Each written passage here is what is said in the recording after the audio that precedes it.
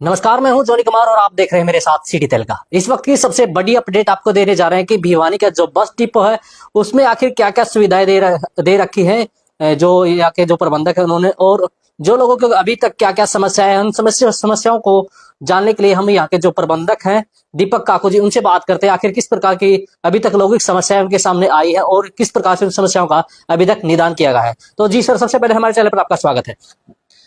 धन्यवाद। सबसे पहले मैं आपके चैनल को बधाई देता हूँ। अभी तक जो लोगों के मेरे पास समस्याएं आई हैं उनका हम बड़ी तत्परता से तुरंत प्रभाव से उनका हम सॉल्यूशन करते हैं। फिलहाल हमने लोग जैसे कोई हमारे पास किसी प्रकार की कोई विकलांग पर्सन आ जाता तो उसके लिए हमने व्हील चेयर वगैरह का इंतजाम कर रखा है। लोगों के एपी कार्ड डिस्ट्रीब्यूशन के लिए हमने अलग अलग काउंटर बनाए हुए हैं और लोगों की सुविधा के लिए हम समय समय पर उनको ओटीपी भेज देते हैं और इसके अलावा कॉल्स वगैरह भी करते हैं कि वो अपना हैप्पी कार्ड लेकर जाएं और जो सरकार द्वारा उनको फैसिलिटी दी जा रही है उनका तुरंत प्रभाव से फायदा उठाएं। इसके अलावा बस स्टैंड पर हम विशेष तौर पर साफ सफाई का ध्यान रखते हैं। किसी प्रकार की कोई गंदगी ना फैले, लोगों को अच्छी सुविधाएं मिले। समय समय पर हम जो हमारे पास है आरओ लगे हुए हैं उनके हम पानी का चेकअप करवाते रहते हैं कि उनकी इसके अलावा मैं लोगों से अपील भी करूंगा कि वो बस स्टैंड पर जब भी आए, यात्री जब भी आए बस स्टैंड पर किसी प्रकार की कोई गंदगी ना फैलाएं और विशेष साफ सफाई का विशेष ध्यान रखें। आपने सुना कि जो परिवहन मंत्री अनिल विज जी, उन्होंने साफ तौर पर कहा कि जैसे बस वगैरह बाहर से ही चली जाती है, उनको लेकर क्या हिदायतें दी गई है? हमने हर ड्राइवर कंडक्टर को स्पेशल हिदायत दे रखी है कि अगर कोई भी बस स्टैंड से की बाहर गाड़ी को लेके जाता है तो उसके खिलाफ सख्त से सख्त कार्रवाई की जाएगी और यात्रियों को बस स्टैंड के अंदर से लाना और ले जाना सुनिश्चित करे। किसी प्रकार किसी भी यात्री को कोई परेशानी का सामना न करना पड़े। देखिए, अब तक हमने जो भी देखा है कि लोगों की अभी तक तो फिलहाल कोई समस्या नहीं है, लेकिन अगर फिर भी जैसे गांव वगैरह से किसी प्रकार की कोई समस्या आती है, जैसे बस ड्राइवर कर भाई मनमानी कर देते हैं, कोई कोई बस अड्डा होता है वहां पर बस वगैरह रोकता नहीं है, सीधी भगाकर बस ले जाते हैं, तो उसके लिए क्या प्रावधान किया? जैसे ही हमारे पास कोई इस प्रकार की शिकायत आती है तो हम ड्राइवर कंडक्टर को स्पेशल हिदायत दे देते हैं कि भाई आप हर एक बस स्टैंड पर से सवारियों को उठाना और बिठाना सुनिश्चित करें। इस प्रकार की अगर कोई शिकायत आती है तो फिर हम तुरंत प्रभाव से उसके ऊपर कार्रवाई करते हैं। इसके अलावा कोई अगर प्राइवेट बसेस की भी हमारे पास शिकायतें आती रहती हैं कि वो जैसे जो लड़कियां हैं वो हमारे स्टूडेंट्स, गर्ल्स स्टूडेंट हैं, उनको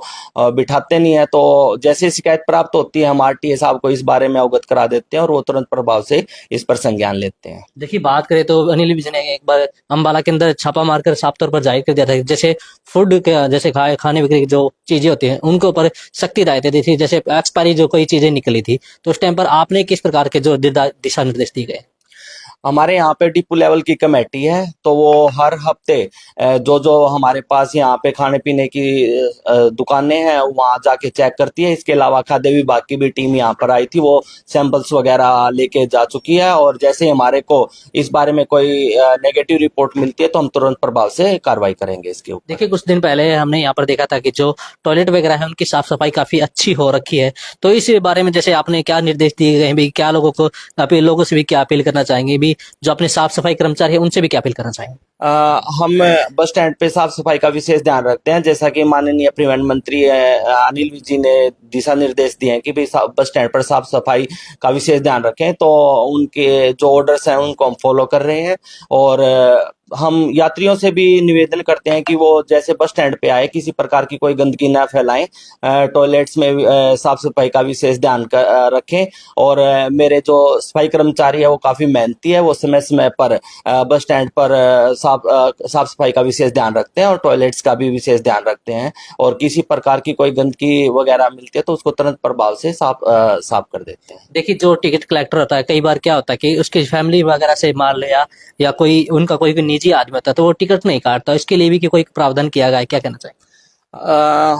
हमने स्पेशल ड्राइवर कंडक्टर को इस बारे में दिशा निर्देश दिए हैं कि यदि कोई उसका फैमिली मेंबर अगर बस के अंदर ट्रैवलिंग कर रहा है तो वो फैमिली पास बनवा कर ही ट्रैवलिंग करे। अगर उसके पास कोई फैमिली पास नहीं है तो वो टिकट काटना सुनिश्चित करे, चाहे वो उसके परिवार वाले सदस्य क्यों ना हो। अभी तक जो पूरी रूपरेखा देखी गई तो अभी तक जान के जो आपके संज्ञान में आया कि भी डिपो के द्वारा या किसी और जो आपका कर्मचारी है उसके द्वारा किसी प्रकार की कोई भी शिकायत है तो क्या करना चाहेंगे? मान लो भी कोई छोटी शिकायत है, मान लो बस को लेकर भी, मान लो बस में कोई तकनीकी खराबी है, क्या कहेंगे? हम बसों की अगर कोई टेक्निकल फॉल्ट आ जाता है किसी बस के अंदर तो हम तुरंत प्रभाव से दूसरी बस का इंतजाम कर देते हैं।